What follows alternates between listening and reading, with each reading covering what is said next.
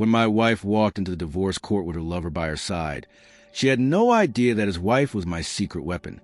Michael had always believed his life was defined by structure.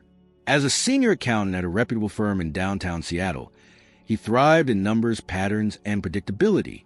His marriage to Amanda had once felt like another part of that structure, stable, reliable, something built on mutual trust and years of companionship. But slowly, almost imperceptibly at first, the patterns began to shift. It started with the silences, the long, unexplained pauses in conversation, the texts she no longer left face up on the kitchen counter, the way she pulled away slightly when he leaned in for a kiss, or how she claimed to be too tired more often than not. Michael noticed it all, but instead of confrontation, he did what accountants do. He observed, calculated, and waited for a clearer picture. One evening, as Amanda stepped out again claiming she was meeting a friend from yoga, something in her tone sparked a quiet alarm. Michael sat alone in the living room, staring at the half-empty wine glass she'd left behind.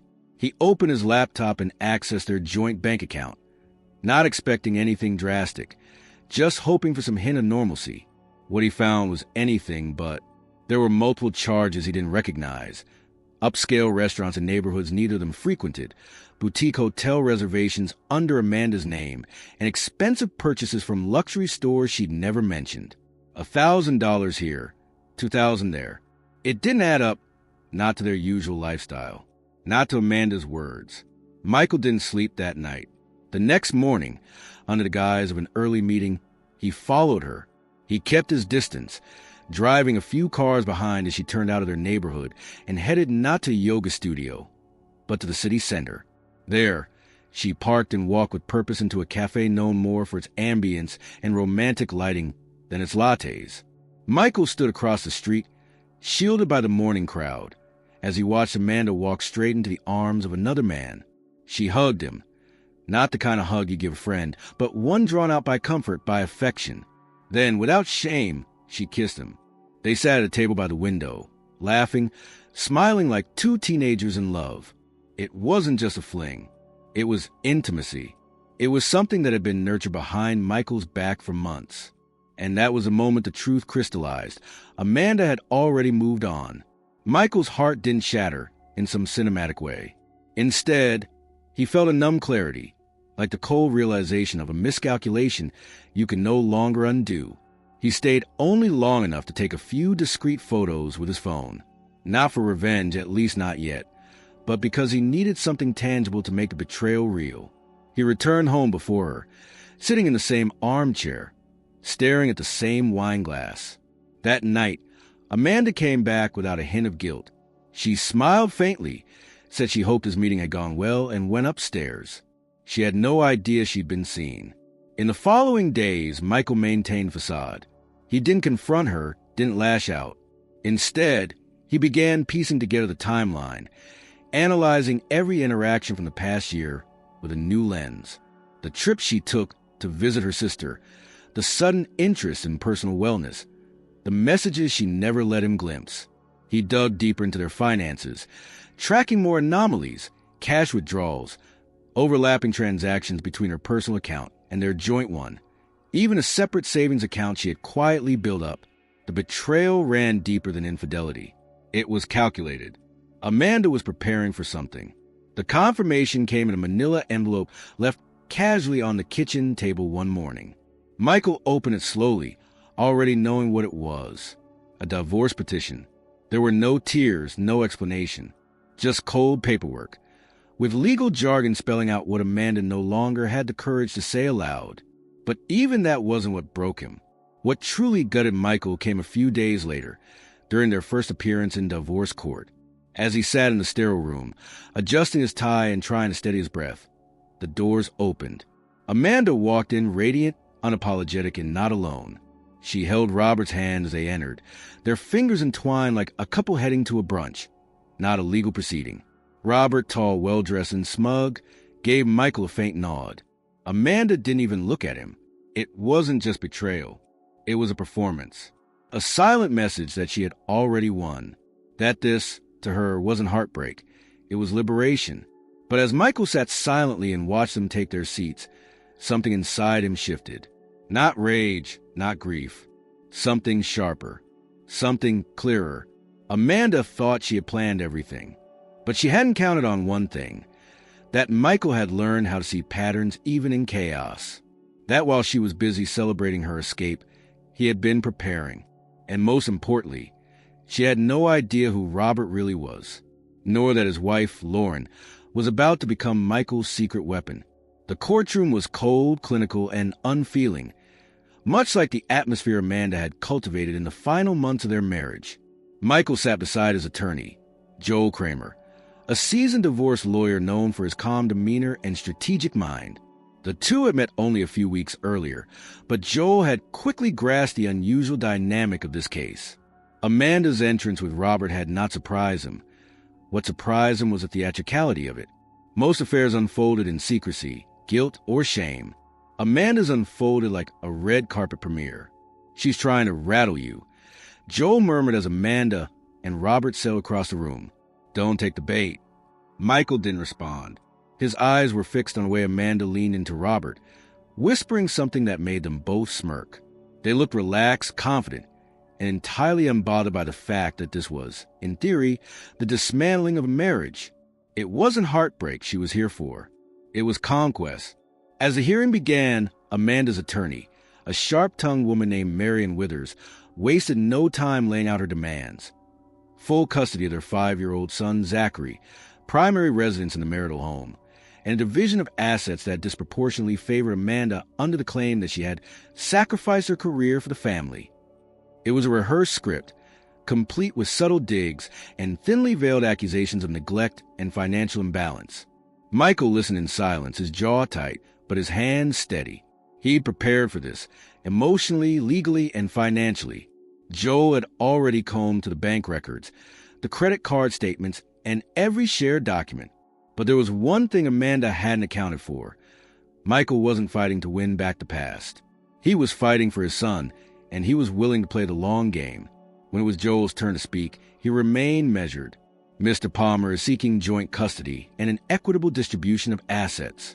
He has contributed significantly to both the financial and emotional upbringing of their son and wishes to maintain a healthy, stable environment for Zachary. Amanda rolled her eyes. Robert shifted in his seat, clearly impatient. Outside the courtroom, during a recess, Amanda approached Michael in the hallway, her arms folded and a strange smile playing on her lips. "This doesn't have to get ugly," she said, glancing at Robert, who stood a few paces behind, scrolling on his phone. "You can just let go. Start over. We both deserve to be happy." Michael stared at her, struggling to reconcile the woman before him with the one he'd once known. There was no remorse in her eyes, no acknowledgement of betrayal. She was calm, detached, dangerous. "You already started over," Michael said flatly. "Now you want to rewrite the terms." Amanda gave a short laugh. "Oh, come on. Be honest. This marriage has been dead for years. You buried yourself in work, in numbers, in routines. I needed more than spreadsheets and silent dinners." Michael didn't flinch. "So you chose Robert?" Her smile widened, more cruel than amused. "Robert understands me. He listens. He makes me feel alive." The final insult wasn't just that she'd left him.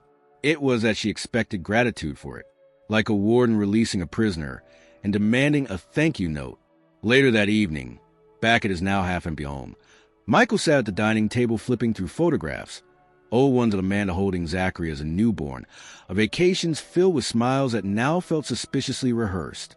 Every corner of the house bore her presence, the faint scent of her perfume still clinging to the hallway, the coffee mug she favored still in the cabinet.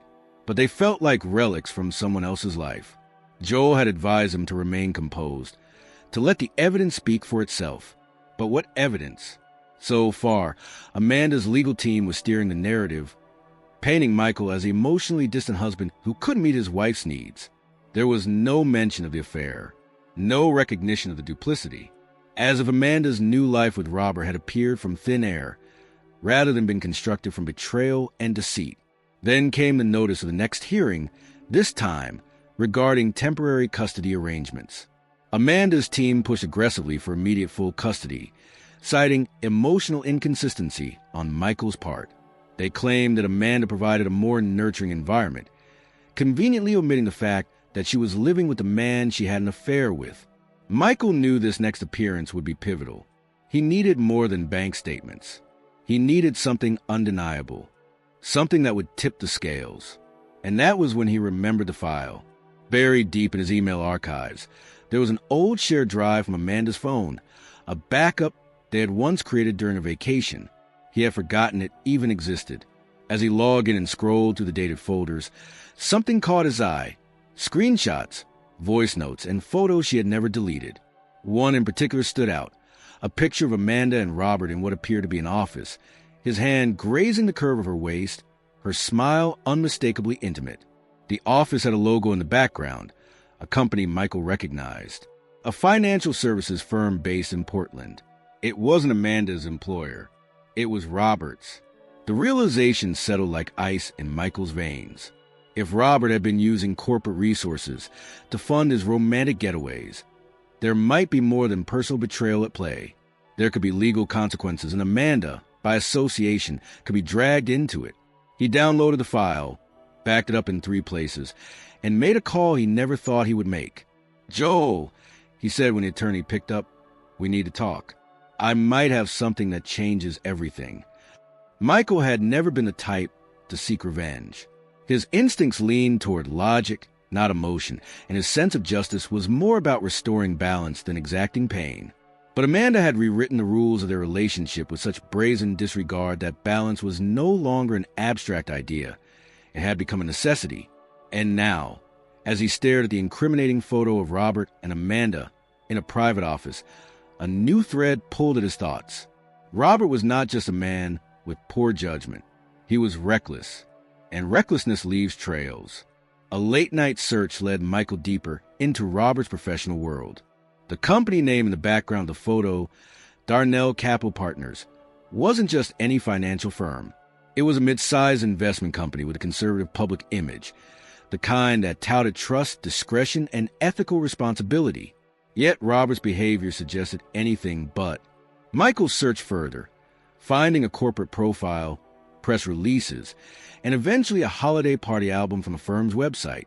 There was Robert again, grinning beside a woman with auburn hair and soft, kind eyes. The caption identified her as Lauren Whitmore, spouse of senior analyst Robert Whitmore. There she was. Michael stared at the screen, feeling the faint stirrings of something unexpected. Not just an opportunity, but a connection. He clicked through until he found an old LinkedIn account with Lauren's name. Her profile was minimal, listing her as a high school English teacher in Oregon, but offered him just enough to go on. There was no recent activity, no photos, no evidence that she had any idea what Robert had been doing. For a full day, Michael debated whether to contact her. It felt intrusive, maybe even cruel. But the deeper he thought about it, the more he realized that Lauren had as much right to the truth as he did. She was living in the same manufactured reality he had been, just on the other side of it. And maybe, just maybe, she had answers he didn't. He sent a message. "Hi, Lauren. My name is Michael Palmer. I know this might be a shock, but I believe your husband, Robert, has been involved with my wife, Amanda. I'm not reaching out to hurt you. I just thought you deserved to know the truth. And I think we both might be able to help each other." He hesitated before hitting send. Then he did. The response came 2 days later. "Hi, Michael. This is a lot. I had no idea. I honestly don't even know what to say. I'd appreciate if we could talk, just once, so I can understand what's going on. I don't know if I'm ready for anything beyond that." They agreed to speak by phone the next evening. Michael stepped outside to the back porch, away from the echo of a home that now felt far too quiet, and waited as the call connected. Lauren's voice was calm, but edged with disbelief. "I thought Robert was working late, taking on new accounts. He's been distant, but I figured it was stress. Deadline." Michael didn't interrupt. He let her speak, just as he had once wished someone would let him when the world first started unraveling. "He never mentioned Amanda," she continued. "Never even hinted. We were planning a vacation next month. We talked about refinancing the house. How does someone lie so completely? I asked myself the same thing, Michael replied. It's like realizing the last year of your life was written by someone else. They shared timelines, compared notes. Lauren's calm gave way to sorrow, then to anger. She confirmed that Robert had recently expensed multiple trips, none of which involved her. She had no access to the company's financial systems, but she suspected there was more hidden beneath the surface. He kept telling me not to worry about the details, she said. I trusted him. God, I feel so stupid. You're not, Michael said. You were lied to. That's not the same. What began as a phone call turned into a series of messages, then another call, and then longer conversations that stretched into the night. There was a strange comfort in speaking to someone who mirrored his pain. They didn't have to explain the weight of betrayal. It was already understood. Eventually, Michael proposed a meeting. Just one afternoon, he said, somewhere neutral. I think if we're going to get ahead of this, we need to look at what we both have. Lauren agreed. They met at a quiet cafe in Portland. It was rainy, the sky a dull gray, but the atmosphere inside was warm, filled with soft music and the smell of fresh pastries. Lauren was smaller than he expected, dressed simply, her expression guarded but open. She handed him a flash drive across the table. I started going through Robert's emails, she said. He forgot to log out on the home computer. I didn't even mean to snoop, but when I saw Amanda's name, I couldn't stop. Michael opened the folder later that evening. There were emails, texts, calendar invites, even photos, all pointing to a pattern. Not just infidelity, but misuse of corporate cards, potential fraud, and undisclosed travel. Robert had taken Amanda to company-funded retreats under the pretense of business development. One document, a reimbursement request, listed Amanda's hotel room under a fabricated client name. Michael exhaled slowly, absorbing it all. This isn't just an affair, he told Lauren over the phone that night. It's a corporate scandal waiting to happen. And Amanda's tied to it, Lauren added. She might not know it, but if this comes to light, she's in it too. It was no longer about pain. It was about leverage. For the first time since the divorce process began, Michael felt the balance shift. Not because he wanted to destroy Amanda, but because she had built her future on a house of cards. And now, thanks to Lauren, the wind was finally blowing. The mood in Michael's home had shifted. What once echoed with the absence of Amanda now pulsed with quiet strategy. Gone were the aimless nights spent replaying the past in his mind. Every hour now served a purpose. Michael and Lauren had begun working in tandem, each sifting through their respective pieces of the puzzle, carefully connecting events, dates, and financial records that, when viewed in isolation, might seem benign, but together told a very different story.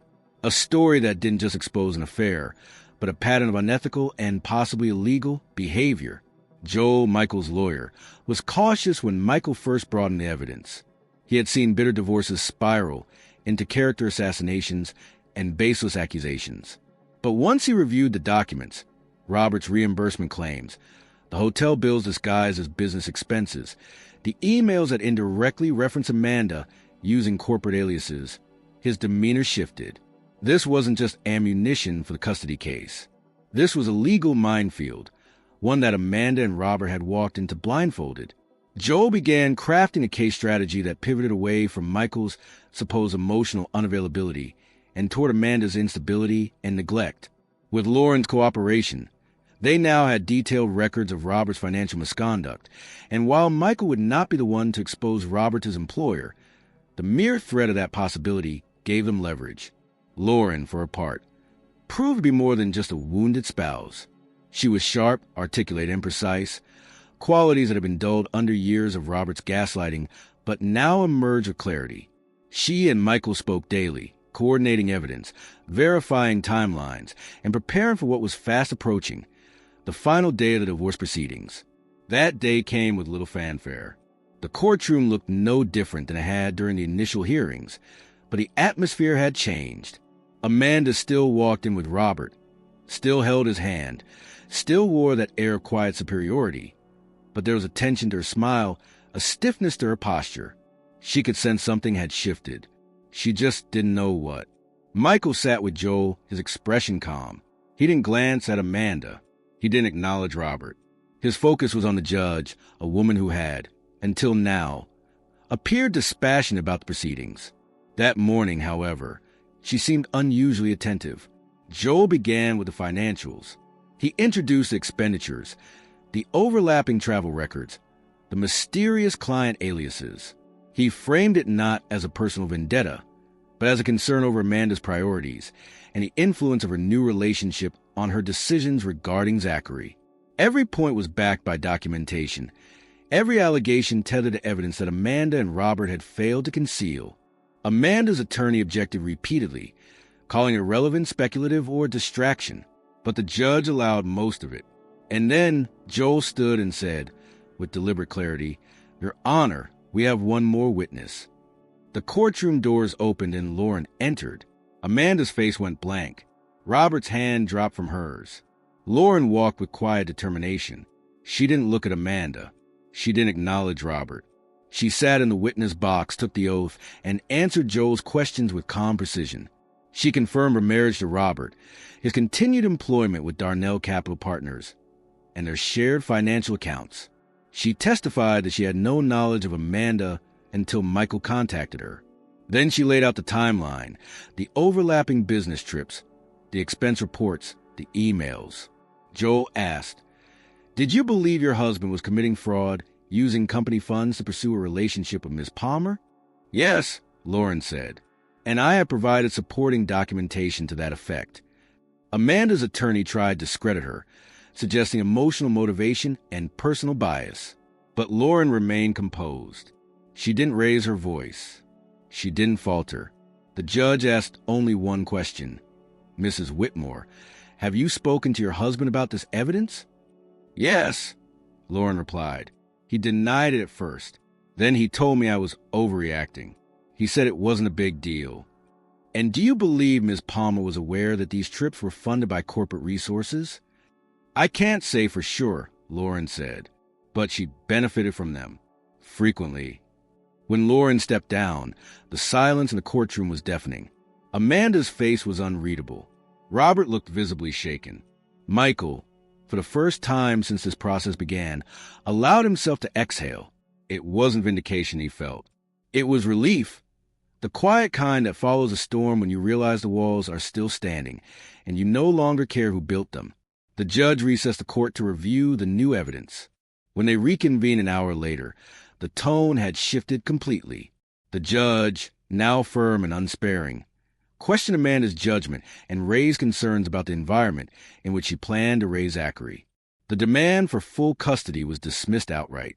The financial division was adjusted to reflect a more balanced distribution, citing Amanda's lack of transparency and questionable decision-making. Robert remained silent throughout, his previous arrogance reduced to a blank stare.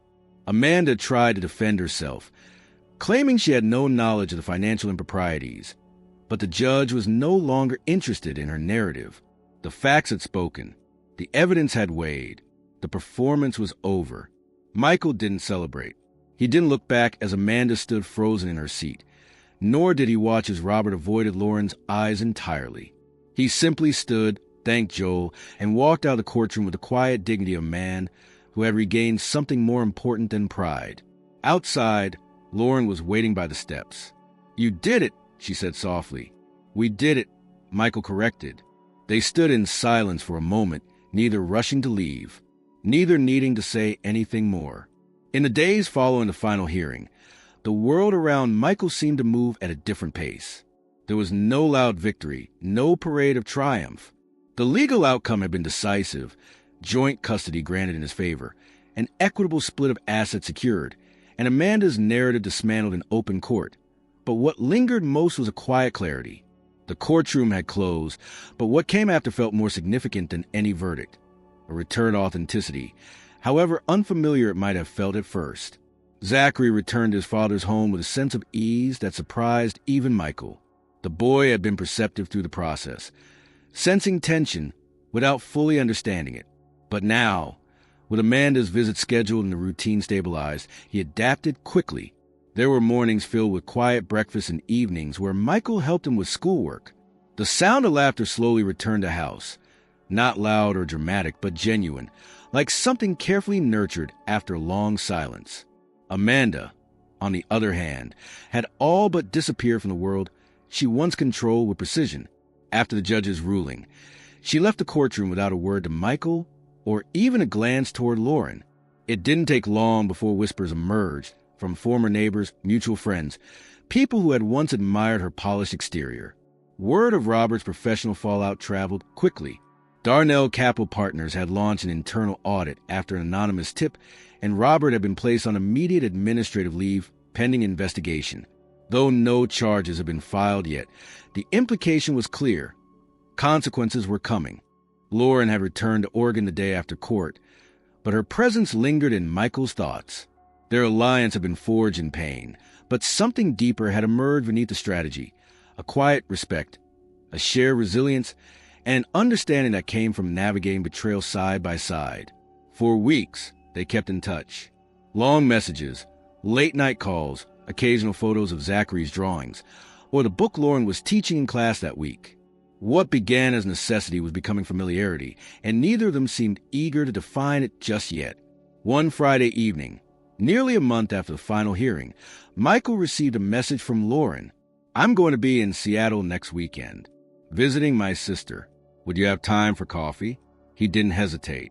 They met at a quiet bookstore cafe in the Fremont district, surrounded by the scent of paper and cinnamon. Lauren wore a soft green sweater and jeans, her hair tied loosely back. She looked lighter, more grounded. Michael noticed it immediately, not in a romantic way, not yet, but in the way one recognizes a kindred spirit who has walked through fire and emerged steady. "I almost didn't message you," Lauren admitted after they ordered. "Part of me wondered if we were just trauma allies, you know?" Michael nodded. "I've thought about that too, but I don't think it ends there." Their conversation flowed easily, far from courtroom transcripts and legal jargon. They talked about literature, about Zachary's obsession with space, about the strange joy of small routines, making tea, organizing shelves, hearing silence without tension. Lauren spoke of her plans to take a sabbatical the following summer, maybe travel for a few weeks, rediscover something of herself that had been buried under years of compromise. "You know," she said with a faint smile, "Robert once told me that I was too safe, that I made life predictable." Michael laughed softly.